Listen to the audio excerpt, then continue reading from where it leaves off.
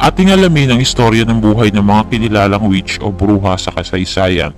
Pero bago ang lahat, kung ikaw ay bago sa aking channel, huwag kalimutang mag-like, subscribe at pakalembang na rin ng kampana kamasa para updated ka sa aking mga bagong upload. Witch na kilala rin kung tawagin ay mga bruha, mangkukulam o mga taong higit sa karaniwan na may kasanayan at kakayahan tulad ng paglalagay ng spell, paggawa ng mahiwagang ritual at kadalasan ay gumagamit ng itim na salamangka. Panahon ng Middle Ages nang ang mga witch ay tinuturing na tagasunod ni Satanas.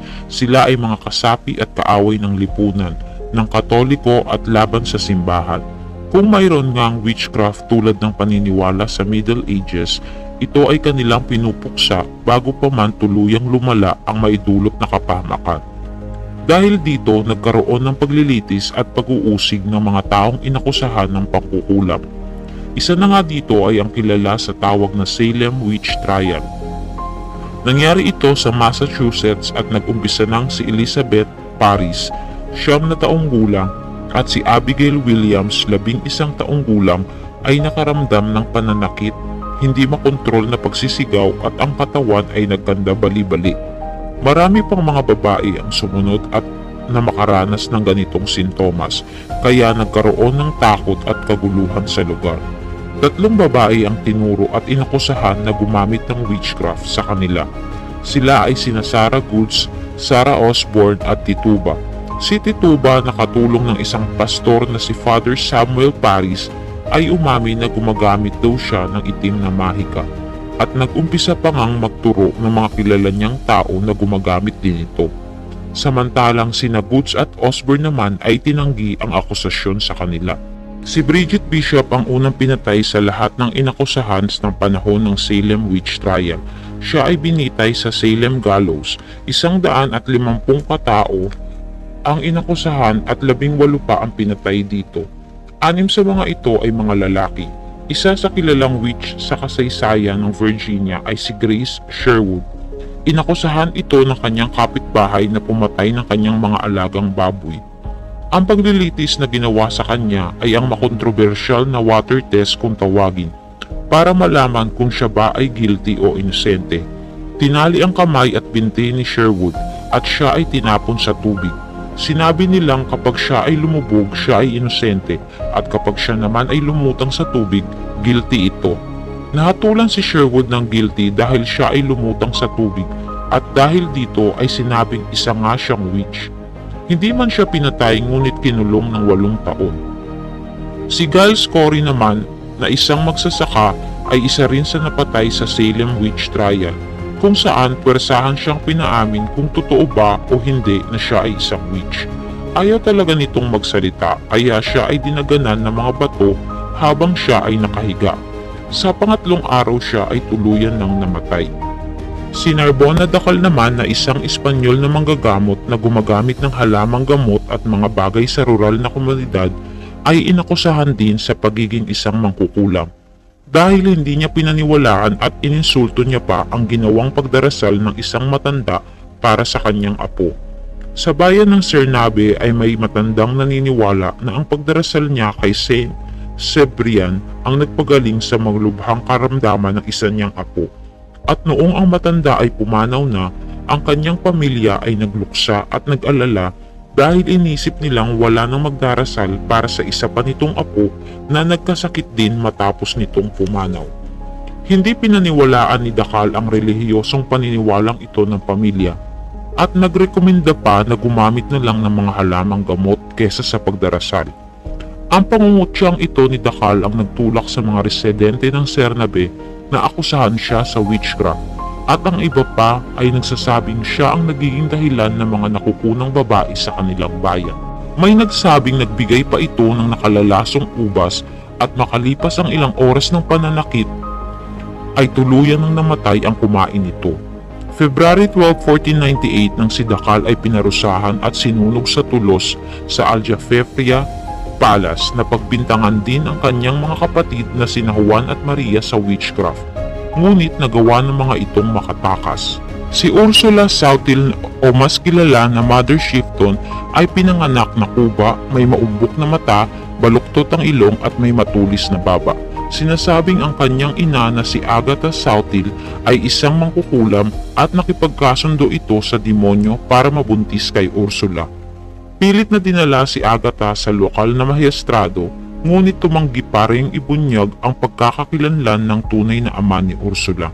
Namuhay ang mag-ina sa kuweba na kung tawagin ngayon ay Mother Shifton's Cave. Makalipas ang 2 taong pamumuhay sa kagubatan ng Knaresborough, ang abot ng Beverly ay inalis sila sa kuweba. Si Agatha ay inilipat sa kumbento ng St. Bridget sa Nottinghamshire, samantalang si Ursula naman ay kinuhaan ng foster family. Tinanggap naman ng malugod si Ursula ng mga ito at nagkaroon din ng mangilan-ngilang kaibigan. Ngunit marami pa ring mga tao ang tinatakwil siya. Ginugol niya ng madalas ang kanyang kabataan sa kagubatan kung saan pinag-aralan niya ang mga halaman at halamang gamot. 24 years old si Ursula nang mapangasawa si Tony Shifton, isang karpintero. Naging bulong-bulungan na ginayuma daw niya ito kaya siya pinakasalan. Makalipas ang 2 taon, si Tony ay namatay at paniniwala sa bayan nila ay siya ang responsable sa nangyari.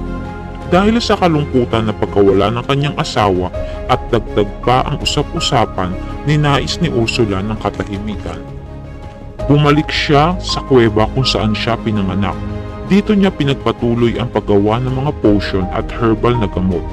Naging kilala si Mother Shifton at may mga taong naglalakbay pa talaga ng malayo para makita at makatanggap sa kanya ng mga gayuma at spell.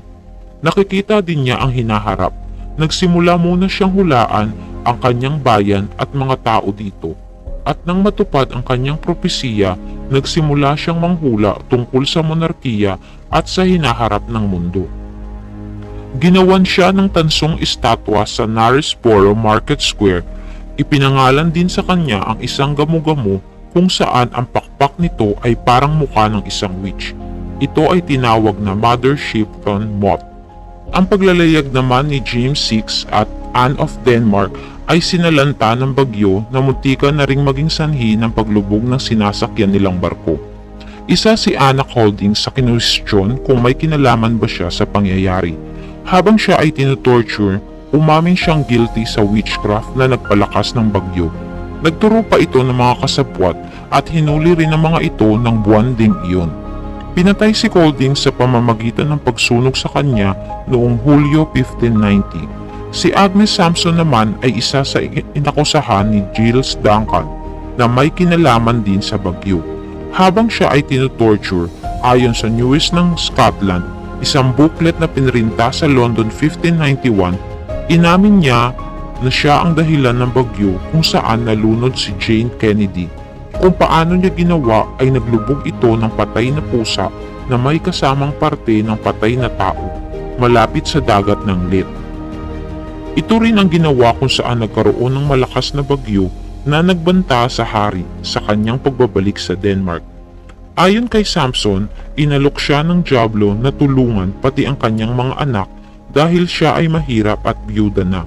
Nagpapakita sa kanya ang dyablo bilang isang itim na tao o aso. Sinabi din niyang dumalo siya sa isang kumbento sa witch sa North Berwick kasama ang kanyang manugang. Nangolekta sila ng mga buto at pinulbos ito para gamiting anting-anting laban sa sakit sa panganganak. Si Haring James VI na mismo ang nagtanong o kumausap kay Samson dahil nag-alinlangan pa ito at parang hindi pa siya makapaniwala sa mga pag-amin na ito ni Samson. Naniwala na lamang ang hari nang magkwento itong si Agnes tungkol sa usapan nila ng kanyang asawang si Anne noong gabi ng kasal nila na hindi naman dapat alam ni Agnes. Dahil dito ay nagbago ang isip ng hari. Dinala si Agnes Sampson sa Castle Hill kung saan siya ginarote at sinunog sa tulos. Makalipas ang 300 taon, nagkaroon ng memorial sa mga naging biktima ng Salem Witch Trial at naging turismo pa dito dahil sa makasaysayang pangyayari sa lugar. Maraming babae o lalaki man ang hinihinalang na gamit ng witchcraft. Hanggang ngayon ay may witch hunt pa ring nangyayari. lalo na sa lugar ng India, Papua New Guinea, Amazonia, Africa at malawak na bahagi ng populasyon. Humupa ang witch mania sa ibang lugar at nagkaroon ng mga batas upang maprotektahan at matulungan ang mga taong wala talagang sala. Ang ilang mga witches sa kasaysayan ay gumagamit ng witchcraft para sa masamang layunin. Ang iba naman ay ginagamit ang witchcraft spells upang magpagaling, pigilan ang sino mang gumawa ng kasamaan at magproteksyon. Napagbintangan man o totoo, kanya-kanya na tayong pananaw tungkol sa usaping ito dahil ang iba ay naniniwala at ang iba naman ay hindi. Dito nagtatapos ang ating kwento. Salamat sa pakikinig mga kamasa. Huwag kalimutang mag-like, share at subscribe at abangan ang ating susunod na tatalakayin. Hanggang sa muli mga kamasa.